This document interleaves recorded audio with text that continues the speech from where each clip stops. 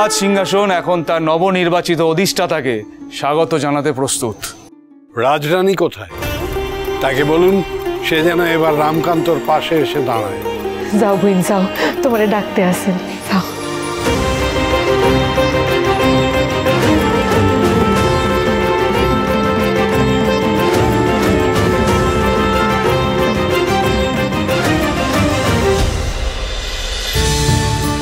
প্রভু, দুই যোগ্য উত্তরসূরির হাতে রাজপাট সঁপে দিচ্ছি।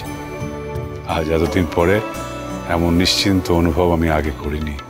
আমার মনে হয় একই কথা চলছে দাদা। তখন থেকে দেখছো যাই যাই যাই, আরে জয় জয় কেন ধুম উঠছে।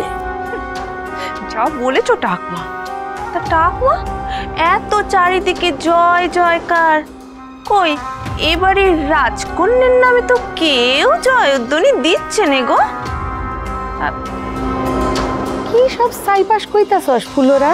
খাড়ায় খাড়ায় বুইন রে ডাকবো? ভুল লাগেছস হাতের মোসর? হ, ব্যথায় দুই হাত ফুললা নীল হইয়া যাইব। তখন তোর পিস ঠাকমা তার আদরের নাতনিরে গড়াস করা খায়া দিব। ওই যাই বলো না কেন তোমরা, আমি অহনো কইব এটা খুব ভুল হইতেছে। দুটো আবুদারে চাপানো হইতেছে এই সিংহাসনের উপরে।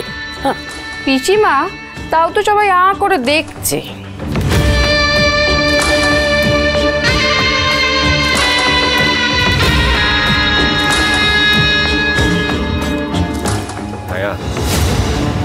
এবার খেলা শুরু হবে। বাহ, দুজনকে কি সুন্দর লাগছে জনার্দন পাশাপাশি। আসুন, মল্লপুরের বাসিন্দাদের নাটোরে স্বাগত জানাই। যান ওদিকে যান।